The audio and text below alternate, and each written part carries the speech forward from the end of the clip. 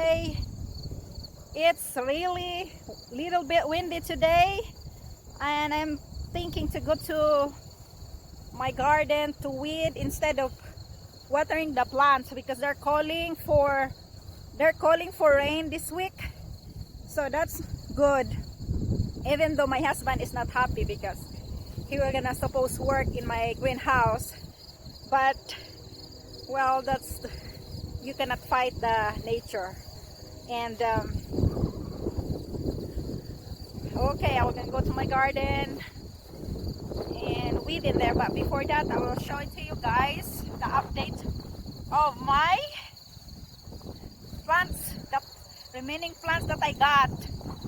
So here it is. This area still tomato.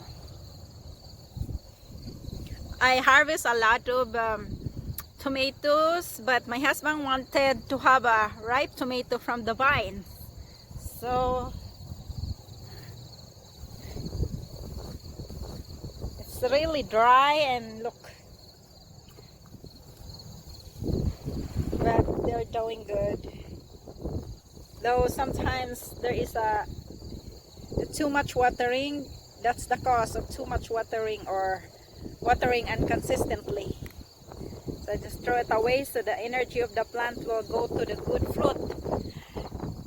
Okay, I didn't pick this one up because I want him to pick his tomato, even I'm the one planting it. Hold on.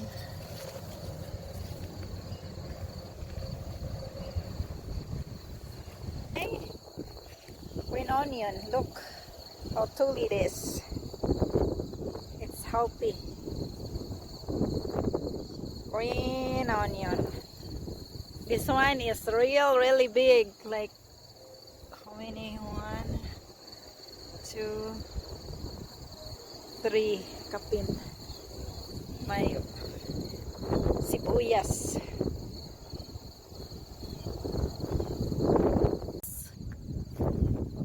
Cantaloupe.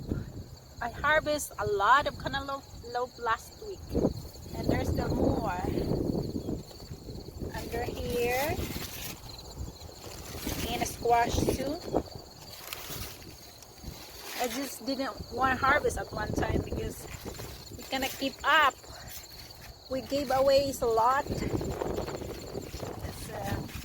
There's still more squash in this okra. We still got a lot of okra. It's taller than I think.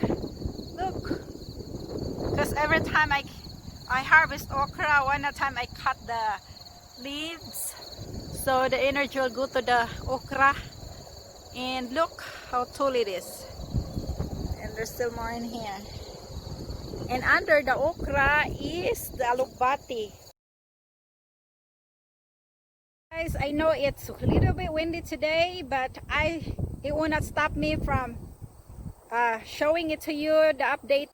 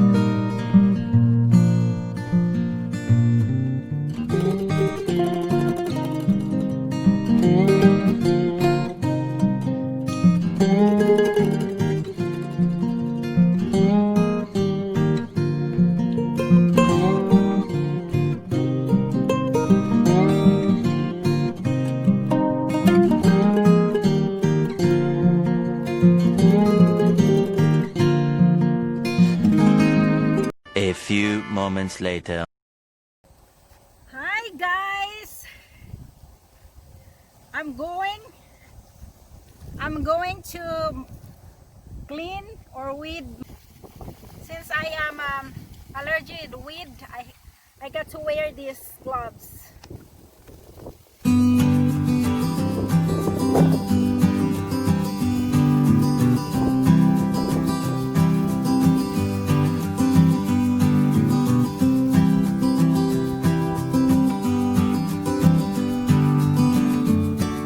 I'm gonna show it to you, the finish, after I'm done here. I just got done cleaning up this one since I didn't clean this for the past few days. The animals got into it, but they come up pretty good, and they are getting taller. And look, this one is really tall. Look how tall it is. And this whole row of asparagus, it's coming out good and successful. Got a baby watermelon in here, and this is the very first watermelon in this vine. This vine have 3 watermelons, that baby watermelon. This one is not ready yet, but usually I pick up the very first watermelon so the energy go to the rest of the baby watermelon and it produce more. Because if I will not pick this one, it focus on this melon and to ripen it. So I decided to harvest this since I can see that it's yellow. I found out there's a lot of it, and so I decided there's animals got into it, so this pretty good. I think I planted 4 or 5 vines, and it's like give us a lot of cucumbers. Like this one, this is the 4th or 5th time that we harvest that cucumber, and butter squash and the yellow squash, and I already harvest in the house this morning.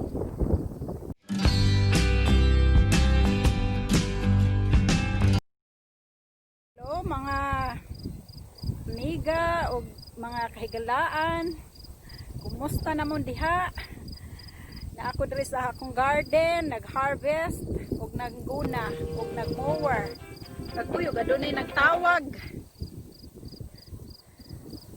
Dinhi dapita ang sweet corn, kani dapita dinhi ang mga squash, extension dito sa pikas.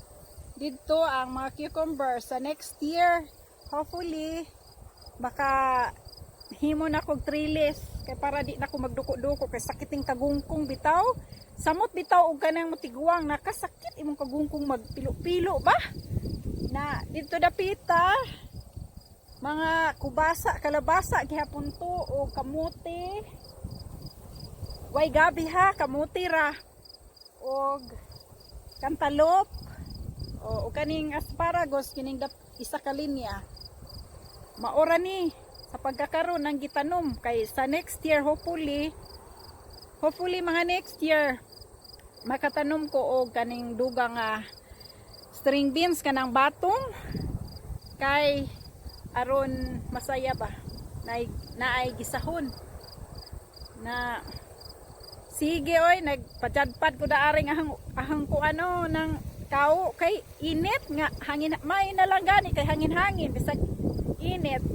Sige oy, salamat pag-subscribe pud mo sa akong channel aron pud masaya ba kung ganahan mo. Thank you very much for watching my vlog and for subscribing and for following every upload that every video that I upload. Thank you very much and hope you have a good day. Thank you. Bye-bye. This is Manang Mimi from Nebraska, USA. I am really from Hagna, Bohol, Philippines.